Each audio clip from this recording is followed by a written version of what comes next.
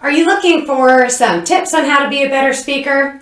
Try to remember the presenter's mullet. You may have heard about the mullet as a type of hairstyle that's called business in the front, party in the back. So it's kind of short up front and long and shaggy in the back.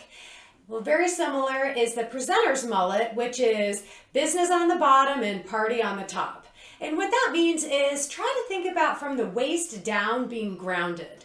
You know, a lot of times people have some nervous energy and they kind of want to walk the stage or pace around, but just stay grounded on your solid 2 feet, and that conveys that like executive presence and confidence. And that's a little bit more of a neutral slate to start with on the bottom.